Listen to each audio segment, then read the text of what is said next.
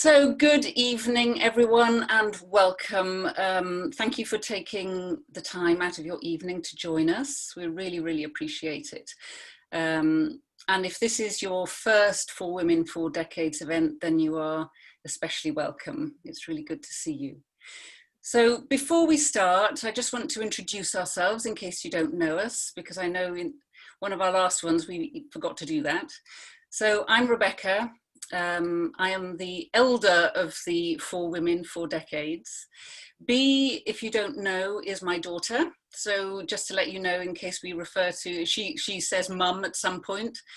And Natalie and Rachel. So we're all friends, we're all coaches.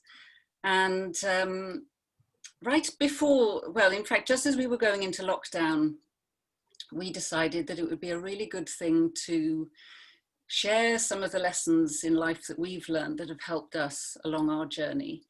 And For Women for Decades was born, and we have shared already a lot of things over the last 6 months, and we've got a whole host of further things to share going into towards the end of the year and into next year. So we're really excited about that to share with you. So we really, really appreciate you being here this evening. So just a couple of things before we get started. We are recording, as Natalie has said. We've also got everybody on mute at the moment. So, you know, it's easy when, you know, kind of if dogs coming in and out of the room or small children, then, you know, it's easier if we're all kind of quiet and people aren't distracted.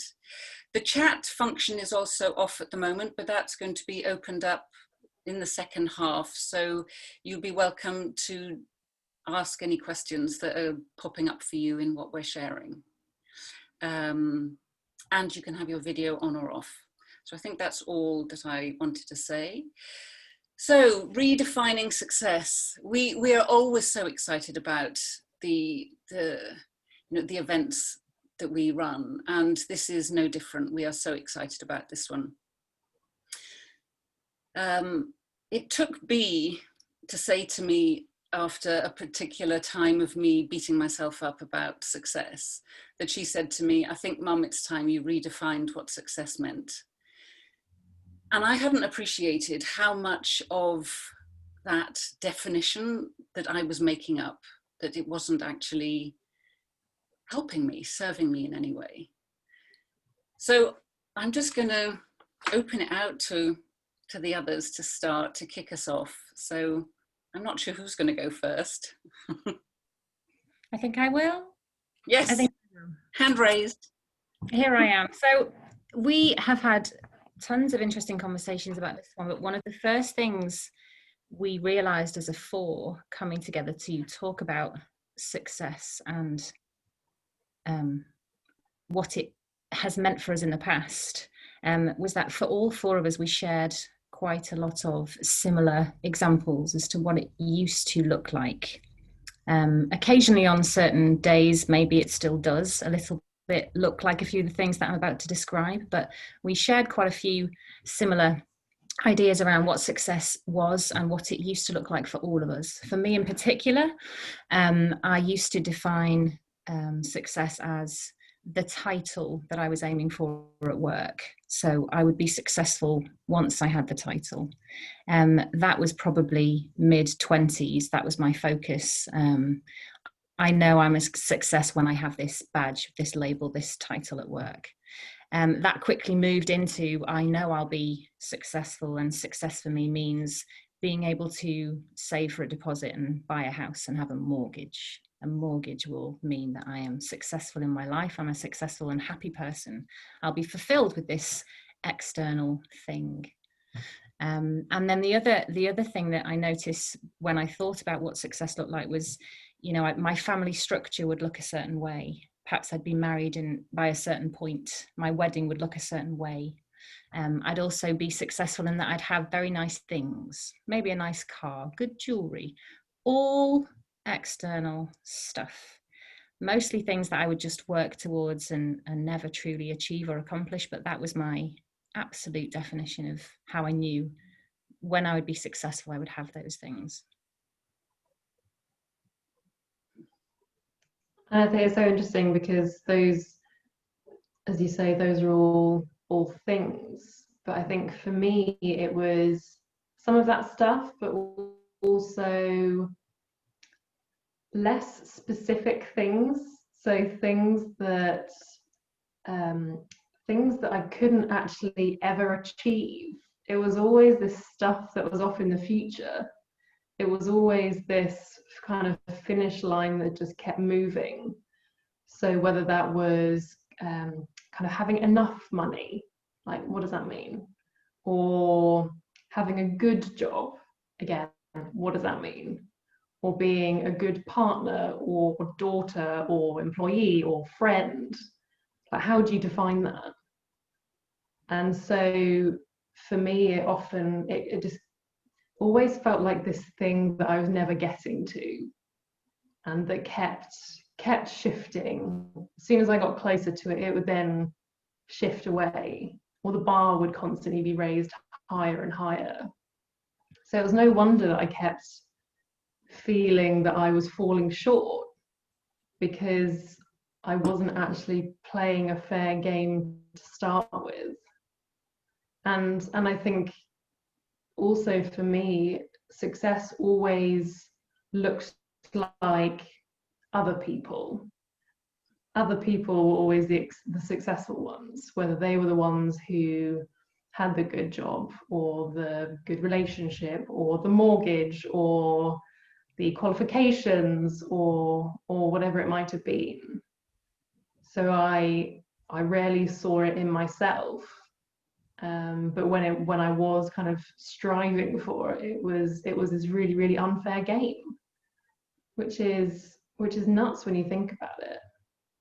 But it was interesting because when I was thinking about what to say this evening, I Googled the definition of success, and it came up with the accomplishment of an aim or purpose, or the good or bad outcome of an undertaking. And I just thought that was quite interesting, because to me that seems quite objective. It's almost like there's either a pass or a fail. You can kind of tick it off your to-do list or not. And it kind of suggests this end point, like you complete a task, that's done, check, success, or fail. But actually, like for me, as I said, I wasn't being specific about it. So actually I was always failing, because I was never defining kind of what success actually meant. Again, it kind of kept moving off into the future. And actually, like what I'm seeing now is that it also very much depends on your state of mind in the moment. So like when I suffered with anorexia when I was younger, in one moment success would look like losing as much weight as possible and being as ill as possible. To me, that was success. Being hospitalized was success. And yet moments later, and kind of when I was lucid, as it were, success would be recovery. So actually we're constantly, and we're going to talk more about this, but we're constantly redefining success day to day, but even moment to moment. So that's kind of what it looked like to me. Yeah, and I really, that notion of moving goalposts really resonates with me too. This kind of shift, and it's like I saw success in other people, but I couldn't quite see success in me, because I wasn't at that point yet. It was like a point to get to. I think when it came to measuring success in, like what you're saying, an exam or something where the criteria is quite clear cut, or a goal at work, fine. But when we start to think about what success means for us, and what needs to happen for me to, feel like I've accomplished success, whatever that is, I'd have plans and I'd have objectives, And I recognize in me what Rachel was saying about attaining the next level up in my work, and for things in my life to look a certain way.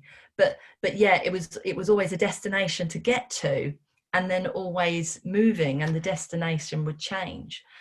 And yeah, it was quite an exhausting thing to chase. And I think ultimately what was going on for me underneath is, I thought, well, when I get to that place, whatever that destination of the moment was, that it would bring me security, or happiness, or more fulfillment, or you know, that I needed to get that in order to feel those things. Yeah. Oh, it's so good hearing you all share, you know, your versions of what it looked like. And I'm sure those of you listening in are maybe beginning to look at your own definitions in a way. And for me, you know, now when I think about it, I had a really perverted kind of relationship with what success meant. Because for me, success was, as Bea said, it's kind of stuff that I couldn't really attain because of my definition. So for me, it was about, it was financial, career, and relationship. And I used it as a stick to beat myself with, time and time and time again, because it meant that I never measured up to this definition that I'd set, because of how my career looked at the time, or what my relationship was like. And you know, I mean, even the language we use around things, it's like, you know, I'm divorced. Now you might read about failed marriages, broken families. That doesn't sound very successful, does it? So I would use that as evidence that I was unsuccessful all the time, that I was struggling financially, that, you know, my career, well, before I had my own business, but even after that, it was my state of mind, as Bea's alluded to as well. Some days felt harder than others. And it you know, it took for Bea to actually say that to me, for me to see something different. You see, the thing is as well, and I think this is for me feels really important, is anything that I found easy didn't come into my definition of success. So things like any craft-based things, right? I find easy. So, but well, everyone does that, don't they? You know, or parenting. So that wasn't ever included in my definition of success. And I'm so glad that I see things differently now. So what about you guys? You know, how does it look for you now when you know, when the scales, as it were, beginning to fall from our eyes about the heaviness of how we've seen success in the past? What's different now?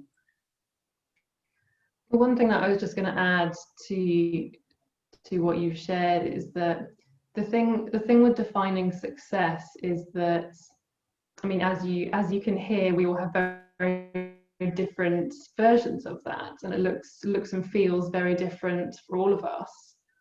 But actually, that definition I shared, the kind of dictionary definition I shared at the start, that felt quite objective, we so rarely see it that way. We take it so personally. I mean, I say we, like I can only ever talk from my own experience, but I personally have rarely failed at something and then put a big full stop and then moved on. I've turned it into, I am a failure. So actually, often it's not an objective kind of checklist. And I think that's where we can sometimes get into dangerous territory, when we start to define ourselves by our accomplishments or our failures, whatever that might be, because, well, they don't define us. And so I think that's, going back to your question, I think that's definitely something that I've seen differently, that actually kind of what I do out in the world, the physical stuff, that doesn't define me. And actually it's all so subjective. It's all so tailored to our own understanding of what it means, that actually this whole, and I know that the others want to share some on this as well, but actually kind of thinking about how helpful is the idea of success and failure. So I know that Natalie and Rachel want to share something on that as well. Yeah, I mean, success as a concept, you know, just because it's an ever-moving feast, especially if you talk about it in the context of us being successful people, you know, it just, it's so subjective, as you say. It just doesn't quite stack up, because it's always changing, and it changed depending on the new information that comes along, and also our state of mind in the moment, and whether we're experiencing abundance or lack. And in the same sense, the concept of failure also doesn't stack up for me, because that also is subjective. And it's like really interesting, because Rebecca talked about marriage there. You know, my first marriage ended, so you could say it failed. But had it not been for that, I wouldn't be in the marriage I am now. I wouldn't have learnt the lessons I've learnt now. And yeah, it was very difficult. But, you know, you only have to look at, you know, everyone has personal examples. At the time they saw it as failure, but maybe it ended up being the most transformational turning point in their lives. You know, Elizabeth Day's book, How to Fail, and her podcast about stories of failure turning into transformation is, you know, is a fabulous example of that. Yeah, I've got more to say, but Rachel, what were you going to say about the concept of success or failure? Well, just the more I think about it, I typically want to do one of two things. I either want to redefine it on a daily or moment to moment, hourly basis, because it will totally depend on where I am, who I'm with, what I'm doing, and what would be enjoyable in that moment, or what I would view as successful in that moment. Or I just want to ban it completely as a concept, and we go for, or just be, I mean, we just live, and we stop this almost incessant move towards levels that other people have set. You know, my career, the bank I worked in defined what career success looked like, defined the ladder, and I followed the ladder, and then my self-worth was dependent on what title I achieved. Somebody else defined that for me. I remember at school going through my GCSEs, and I got certain grades, and a person in my family turned to me and said, "Oh, interesting, no A grade." And I was 16 and it was results day. And I mean, the people who know me on this call, I mean, we're all surprised. It turns out I'm pretty clever, and my brother's on the call as well, so this is lovely. But you know, that comment to me, it defined what success looked like then in my education. And I fought like crazy to get an A in my A levels just to show this person. So it defined my behavior for a couple of years. And I got my A, and I showed the person, and it meant nothing. You know, so it's really interesting what people can define for us and what we will choose to pay attention to and believe. And actually, nobody has the right to define what success is going to look like. That person didn't have that right. an organization can tell you what they believe a career path looks like, but you will find different ways to enjoy that career, and success for you might not be in following that ladder. It might be in making different suggestions. It might be being fulfilled within the role without worrying about what happens next. It might be in simply being a human being and living every day or living every hour, and just being with the people that you're with, and not so much worried about, well, if I left now, I could work a bit harder and save a bit more and get the slightly larger house, which ultimately, that is lovely. I spend a lot of time in big houses and they're beautiful. But it's also, it's what floats your boat and what makes you happy, and nobody else can tell you that. And equally, we can't compare ourselves against other people when they're coming from very different places, and what they perceive to be success is not what you will perceive to be successful. So I'm kind of in between banning it or just very, very regularly redefining this, because I often reach this conclusion when I think about it, which is, what are we doing striving for all this stuff? I hope some of that made sense. I'm going to quote Michelle Obama now, because this is one of the ones that I came across while thinking about this. And she, her take on this is, success isn't about how your life looks to others. It's about how it feels to you. And that really struck me as a yes. So somebody else can have their version of success and go for all of those things and do that. And then I will define it for myself and continue to redefine it. And that's how it looks. It looks very different now for me. So it's so interesting, because I feel like as humans, we can be quite judgmental about other people and how they define success. It's like, oh, are they really happy with that? Or do they really not, like, why do they not want to go for that promotion? Like, what's going on? And it doesn't kind of even enter our mind that, like, actually maybe they're happy and maybe they don't need that external stuff to fulfill them. And actually, again, it kind of calls into question the whole idea that stuff out there makes us happy. It's like, I'll be happy when we put all these conditions on it, which is nuts. Because it's like, does that really does that really stack up? But also, what are we trying to prove? Like, and like I was saying at the start, like, my ideas of success, they just kept moving further and further away from me. I couldn't quite kind of put my finger on it, and I never reached them. But it was like, I never stopped to question it, to ask myself, what am I chasing? And what am I expecting to happen when I get there, or if I get there?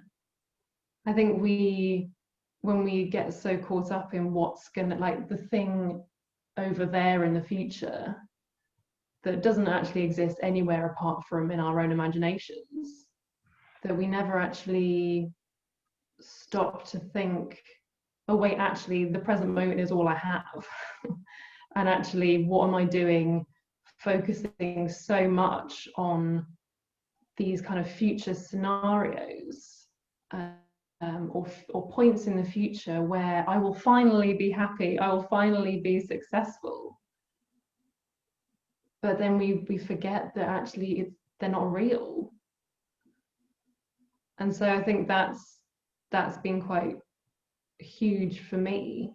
And yeah, I get caught up in those kind of future scenarios, and oh yeah, but I'll be happy when that happens. But actually just questioning it more and asking, like, what's the point? I found, like, to be really, really helpful. It's that kind of self-reflection, and then that's where I can get back in touch with what I really think is important and what I really think is successful, or what success looks like for me, which is more about following my gut, doing my best in the present moment, feeling fulfilled and connected. And so for me now, success is much more about those sort of feelings rather than stuff or achievements or end points, which I think is a massive shift. And I don't think that's really what we're taught either. No. Oh, such absolute beautiful wisdom there. And what was coming to mind, Bea, when you were talking as well, was a conversation I had with a client a couple of weeks ago where he said to me, so what are your views on goal setting? And I just literally spontaneous laugh, because it was like, oh my God, yeah, that's changed too. Because again, a bit like my definition of success, goal setting was always stuff I couldn't ever achieve. So I said, well, actually, that's really interesting, because yeah, sure, then have some ideas of things that you'd like to achieve maybe, but be super fluid about it. What would that be like? Think that there are 100 ways of achieving that thing that you're after. And actually, maybe even as Bea said, question that as well. So this isn't about, because I think the temptation is, well, if we don't have this kind of, success or failure, and where's our guidance system? Where are we going? Are we not just lying on the couch all day long? But actually, when there are no rules or the expectations or the stick to beat ourselves, then actually there's room to play and to be creative and to come up with completely random stuff. I mean, For Women, 4 Decades, as an example, we have no expectations. We just thought it would be a great idea for the four of us, because we talk a lot, to share some of the stuff that we've found helpful. And it seems that it helps people. So no expectations. And I think that there for me has been so helpful in my new definition, if you like, of what success is. And each day is, I can see each day. So imagine this. Every day could be successful when you realize you're doing the best that you can. We're all doing the best we can. So even that task that you've set yourself to get done today and you didn't do it, you were doing the best you could. Other stuff came up. Somehow it didn't seem quite such a big priority. So you could see it like that, or you could then make it about your self-worth. I'm ... fill in the blank, whatever makes sense to you. So we can use it to judge ourselves. There's, it just comes to mind now, something Glennon Doyle wrote in her book Untamed. I think the four of us send screenshots of where we are in the book, and I'm certainly on my second time around. But I sent something to Bea the other day. It was just a sentence, and she said something like, I got on the scales every morning to measure my self-worth. Wow. How are we doing that every day? Not necessarily on the scales, but on some scales, aren't we? Measuring our self-worth. And it doesn't have to be like that. It really doesn't. I love that, Rebecca. And also just this idea that, have a few ideas about what you might want to do, but don't keep it fluid, and don't, you don't need to stick to any plan. My head went to, well, what if you don't have a goal this year? And actually there's huge value in lying on the couch. If we're going to spend time striving for that thing that we don't necessarily need, and that fundamentally deep down we don't even want, it actually might be more worthwhile to spend a couple of extra hours on the couch. And then I was thinking about just in society how we're keyed up to listen for this stuff. So how successful are you? So you'll bump into somebody you haven't seen for a while, men and women. It's gender irrelevant, but it's, how I haven't seen you for a while. What are you up to now? Oh, I'm title. and I'm titled at this massive organization that you've heard. So we even lead in our introduction and our nice to see yous with, this is what I'm up to now. This is the level I'm at in my career. I might give you a title like partner, managing director, whatever that is, just so that you know what that means. You know that I'm successful now because I've made it to the top of this ladder that some company has defined, rather than meeting the person you haven't seen for a while and just saying, how are you? Genuinely, how are you? How are you? What's life like with you now? Not the, what are you doing now? What are you up to now? Where are you now? It's a very different way of catching up with people. And I think we're just missing the point. And then leading with that example, we're you know, informing others, encouraging others to do the same. Oh, what car do you drive now? What? I drive a blue one. I couldn't even tell you. I've spent the last 3 years working in the automotive sector, and they're horrified when I don't know what car I drive. It's blue, it's on the drive, it works. Job done. So yes, there are certain subjects I have more enthusiasm for, but ultimately, what is it that we're asking people if we're going to be connecting with people and enjoying life and supporting each other and just getting on with stuff? What are we asking and why are we asking it? So the how are you is much, I feel now in my world, a better introduction or a better catch-up chat than, and what are you doing now? And how's that going? And what level are you? And fascinating. Thank you, Rebecca. And it's also this, I mean, we had a great conversation about this the other day about those conversations where you're catching up with people, and it often turns into a competition of how busy you've been. I don't know, like you those who are watching might have come across this, that everyone's busy all the time. No matter what you're doing, you're always busy in order to show that you're being productive. That actually being busy, being productive is a widely held kind of measure of success these days. And it's rubbish. It's so rubbish, because it's like, well, I mean, you could literally just be running around in circles doing absolutely nothing. Just kind of running around in circles panicking. But I'm busy, so therefore I'm productive, therefore thumbs up, success. So actually, like, we're not putting value on like downtime, which actually is where all the ideas come from. It's how we recharge, it's how we reconnect, it's how I access all of those things that I talked about earlier, kind of following my gut, connection, fulfillment. When we have a quiet mind, that for me, that's very much, well, that's much closer to this idea of success than running around like a headless chicken and then shouting about it. But it's just so interesting how there are these sort of subtle ways of constantly trying to prove ourselves, that I've never gone into a conversation and asked someone kind of how they're doing, or conversation at work, and they're like, it's been so quiet, it's been so nice to kind of do nothing.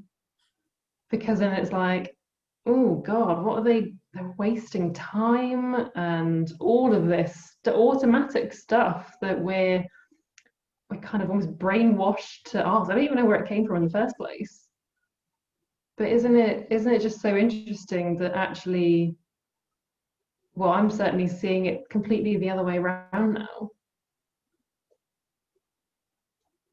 It's interesting thinking of that, Natalie and Rachel, when their children had gone back to school. You know, the conversation we were having the other day, it was like, you know, drop them off at school and rush back to be productive. Yeah, and I think it's like the crux of it, and it links to what Bea just said about what we're valuing. But there's this kind of like, how much are we valuing the doing versus the being? You know, we're human beings, but we just get into this human doings kind of frame, and the medals of honor for busyness and productivity. And yeah, it's really interesting, because I find if I'm just doing that, yes, I might tick lots of things on my list that need accomplishing, but yeah, how am I feeling at that time? And it's really interesting, if we're going to look at success, let's just say, even if we accept it as a concept, how are we measuring this doing versus being? And certainly for me, one of the huge shifts I've found in terms of what I look to now for myself as guidance, as it were, is, to what extent do I feel like I'm thriving? If I'm going to measure anything about my life, I'm going to measure how much I'm thriving. That feels different. That feels goosebump different. And that is a measure I'm more interested in, because life is short and life is precious. So what does thriving mean for you? And in my experience, it is not following the crowd about what is expected by society as the measures that people get and the badges of honor and the medals. And it might be that those things do make you thrive, genuinely, in a deep down gut feeling. But if they don't, well, I think that merits some questioning. I really, really do. Because when I look to thriving, then I get a whole different list. And I see that perfection is now for the taking. I see that life is happening now.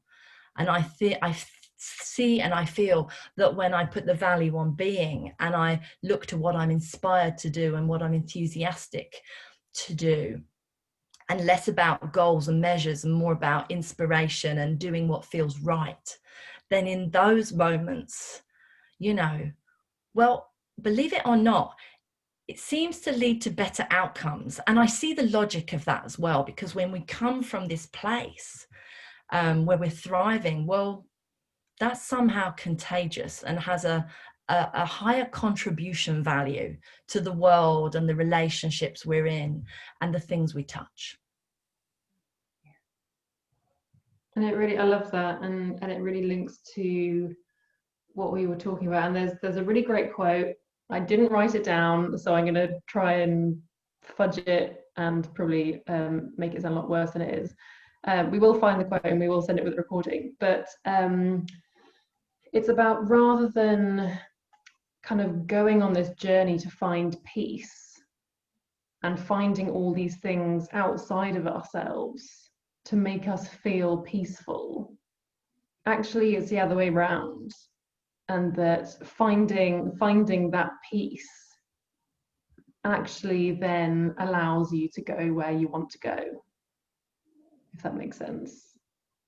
So it often, again, it kind of goes back to that idea of chasing this goal, the kind of the holy grail, whatever that might be. And that might be peace of mind. I think for a lot of us, it might not kind of look like that on the surface, but for a lot of us, that might be what we're actually searching for.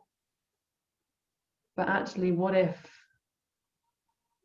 that piece comes first, and then that unlocks everything else, all the stuff kind of out there in the world that we can then sort of go forth and conquer, rather than it being this destination that once we've completed this epic journey, then we will finally find peace. But actually maybe it's there for the taking now, which again I think is kind of backwards to what I was certainly brought up thinking. I think the world around us tells us that it's the other way around. Yeah. But I love flipping things on their head. It's great to do that. I have, I'll hand back to you ladies for more comments, but I just wanted to tell people listening that the chat is now open. So if you've got any comments or specific questions you wanted to put forward, please do. One of the things that's become very different for me in terms of feeling this way about success rather than how I used to feel, was that almost the simpler the better. So that the less the less I'm aiming to achieve, not in a lazy way, but the less I care about the external label, title, car, house, the less I look at any of that, the more at peace I feel, actually. Not necessarily spectacularly happy, giggling, crying with joy all the time, but I'm just at peace a lot more. And it's simpler to run my life this way. I don't look for, oh, what's next now that I've achieved that thing? Or what now do I want my family structure to look like? What do I want my house to look like? It's just about, what do I want this hour to look like? And somehow in simplifying my life, my surroundings, also I'm enjoying more simple things in life. So the four of us got together pre-lockdown, and actually I noticed a real joy in simply sitting with these amazing women and having a cup of coffee.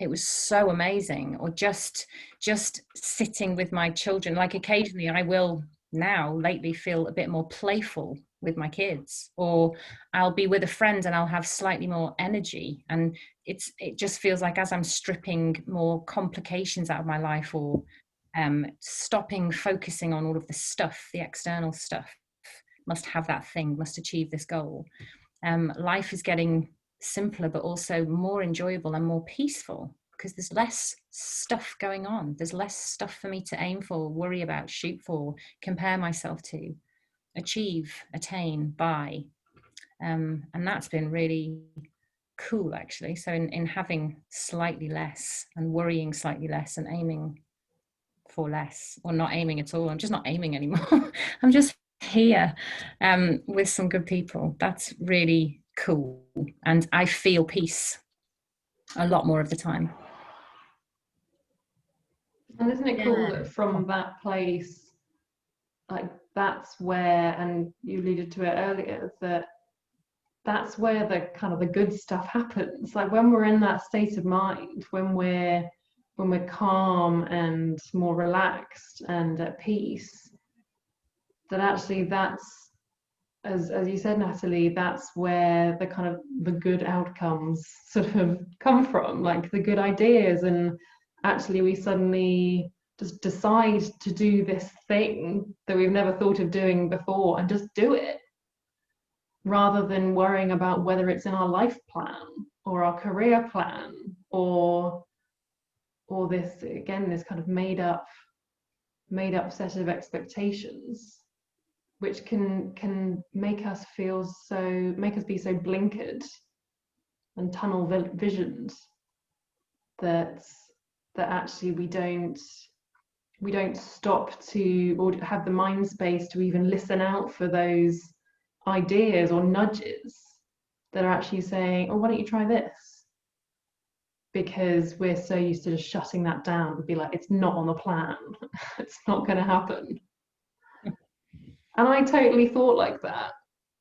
But actually, once, and I think trust in ourselves is quite a big part of it, and trust in the world and in life, that stuff will still happen even if we don't have a plan. And for me, I've always kind of described myself as a planner. I love a good list, but actually not having like a written business plan is so freeing, because it's like I can wake up one morning and be like, I'm gonna do this thing, and then just try it and see what happens. And that's so freeing, and I guess it's maybe takes a bit of practice to actually know that invisible safety net is there, that life will still happen, these ideas will still come through us, and that it's okay to act on them. And almost just like taking off that pressure of needing to kind of make the right decision all the time in order to stay on this path, in order to be successful. So it's like when you take all of that off, it's like, oh, freeing.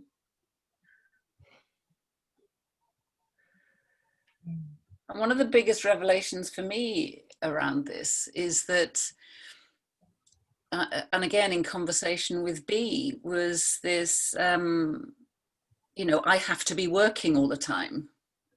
And the nature of the work that B and I do, and well, for anybody who's got their own business, you know, it's really tough to switch off, you know, and work Monday to Friday, that it could be Saturday. And if a client can't, you know, you'll try and accommodate and all of that. And I was wearing myself out, doing what I loved, but wearing myself out.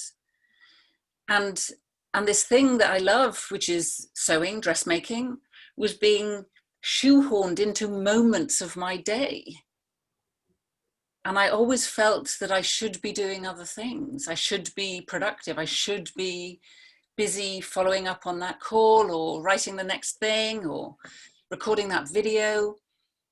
And then, you know, again, be saying to me, well, why do you have to work 5 days? Why do you have to do all that? Why can't you take a day? And it was like, oh, shock, horror, you know?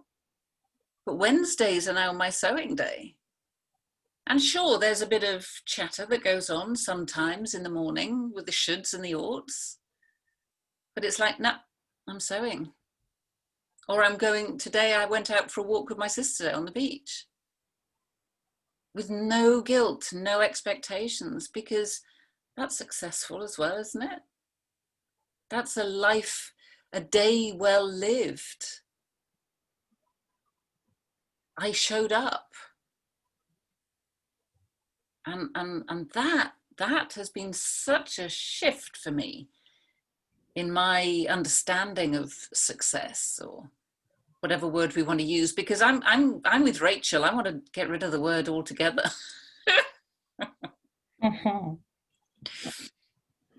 We've got some amazing comments and questions coming up in the chat, so I don't know, maybe we can draw our attention to some of those.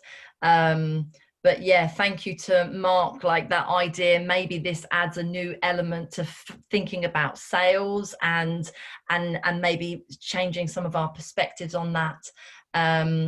Question about, if someone's chasing the next career, or, you know, what does that mean?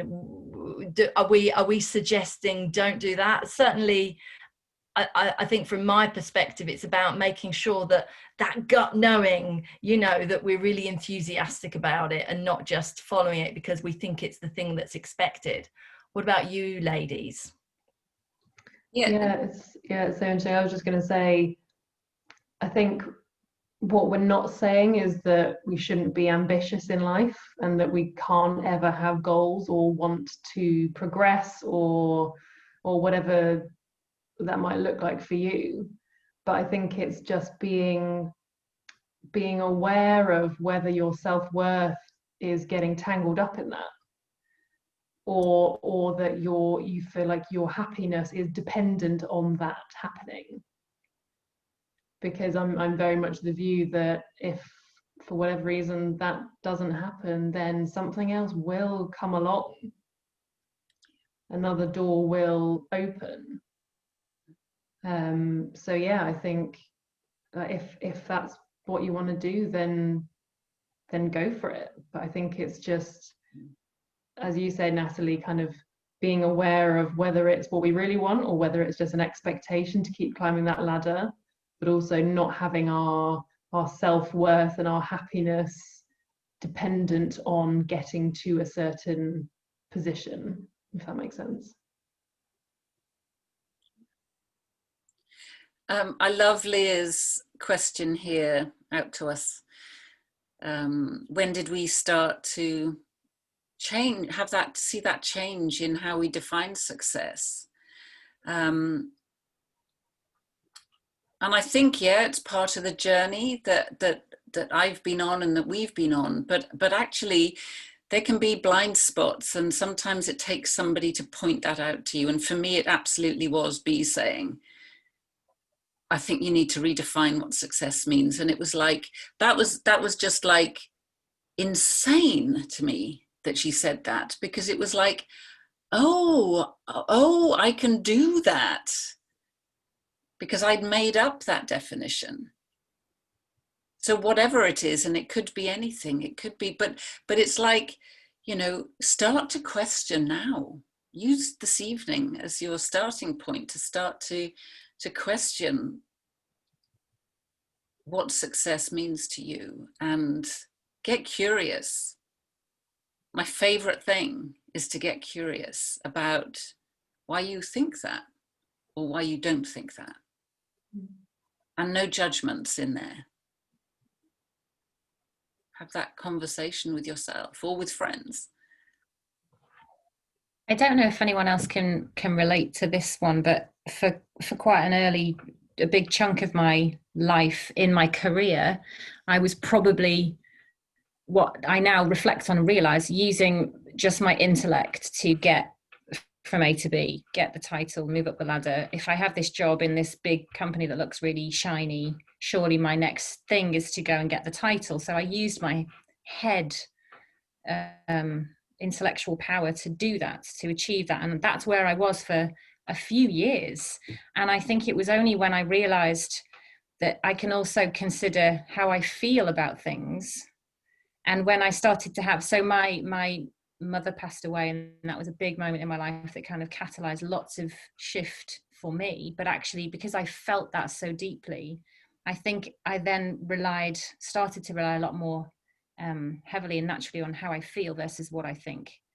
And from that moment, that was a big moment, but also it helped me to see that I'd been living my world really through the intellect only. And then my whole body kind of just came alive. And now I guess that on that journey, I have been realizing that I'm, you know, just much more aware that success for me is all now internal and internally felt. And my list for tonight was really funny about, you know, how it used to look and how it looks now. How it looks now is entirely internal and how I feel. So inner peace, relaxed, love, enjoyment and purpose, and interestingly, a feeling of capability. I thought of how I define it now, and then I laughed because the bottom bullet point does actually say enough cash, and then in brackets I put, I know the other three will kill me because I can't put an amount on that, but sometimes you just need a bit of cash. But it's all in, and it took a few years to go, actually, if I really think about how I feel, success is now all inside. None of that stuff is important now. Amazing. And what impact has that had? I think the impact has been that because I feel at peace on a more regular basis, definitely not always, oh my goodness, but I have more enjoyable chunks of my day. So I'll find myself having more energy for stuff, or I'll find myself more enthusiastic about certain subjects that usually you're going to get a pretty depressed response from me, or, you know, a realistic take on stuff. So I feel a more playful. And then the other thing I've noticed is, thinking about this exact question, what impact is, I'm just much more grateful a lot of the time for the really simple stuff. It's just the day-to-day, we're all here kind of stuff. I love what Kristen has said here about this successful being able to be yourself, showing up. You know, one of the things that we talk about a lot, B and I certainly do with the clients that we work with, about being unmasked. Who are you behind the mask? How many different masks are we putting on during the day? And yet we're not showing up as who we are. You know, you get the four of us here unfiltered. Well, in fact, that's another entire podcast maybe, because there's lots of F-bombs and God knows what, which we kind of try and try sensible. But actually, you get us unfiltered, you get us unmasked. All right. And I think that's why people show up to these calls. All right. Now imagine we all did that in life all the time. God, wouldn't that be amazing?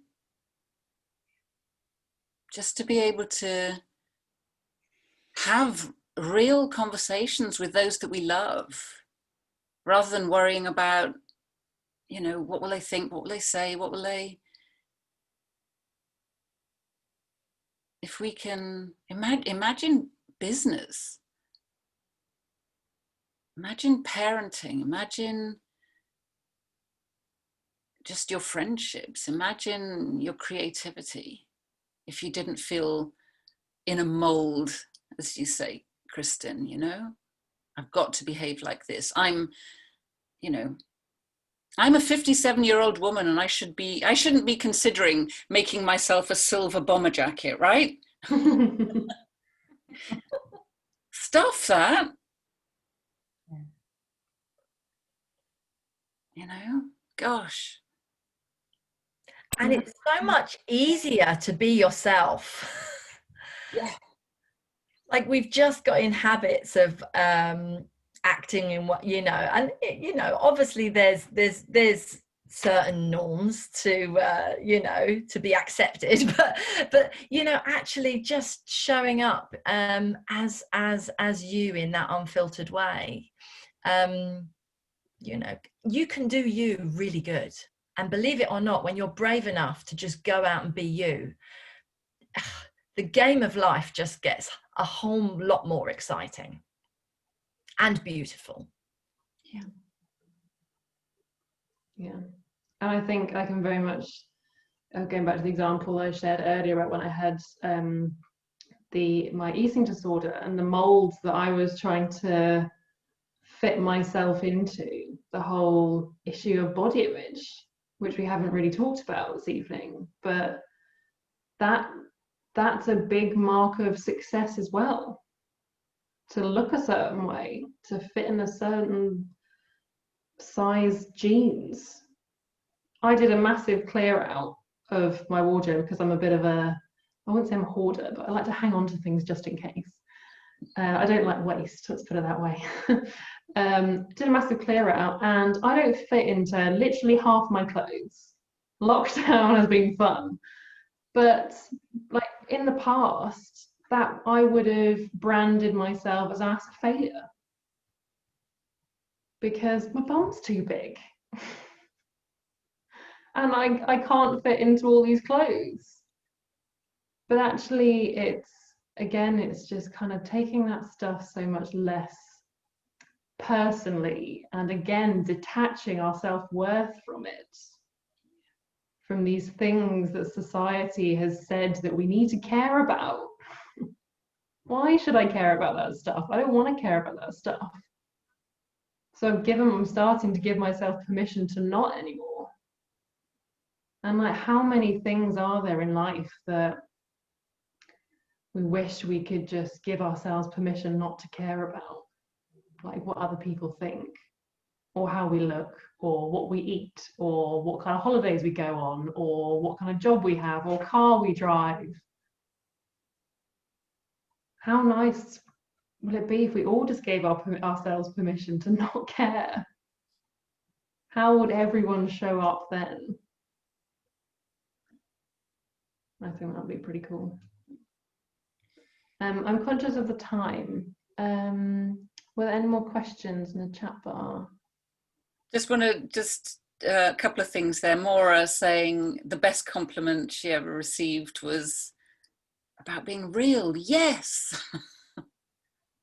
How cool. And Stevie, this is what lovely about the 2 different to-do lists. Yeah. Just great. And how we're educating our kids from Zoe. You know, we're taught this from school. This is how you pass, this is how you fail. This is success, this is fail. It's so true. Thank you for pointing that out, Zoe. Hopefully that will shift and change.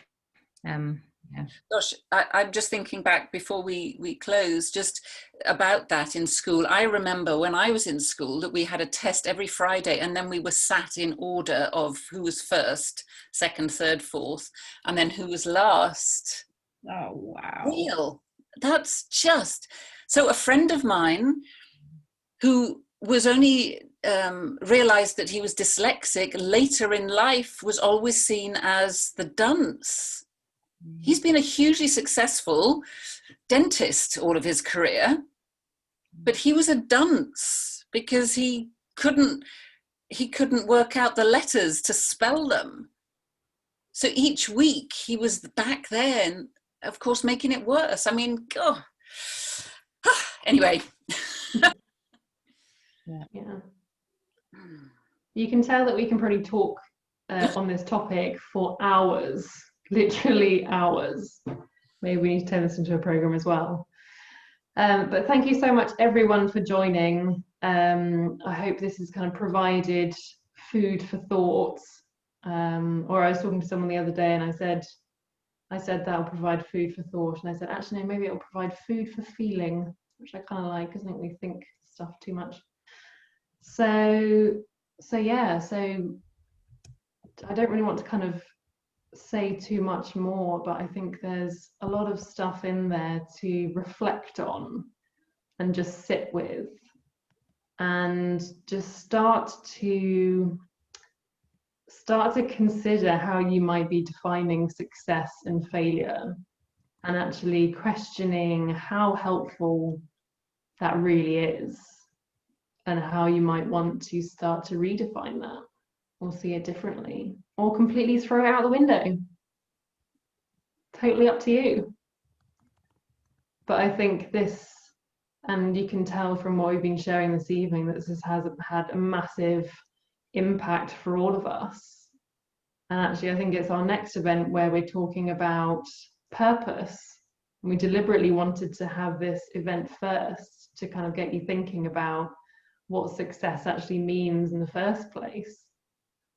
So that actually then, once we know that and can start to see that a bit differently, then thinking about, well, what's possible now, which I find hugely exciting.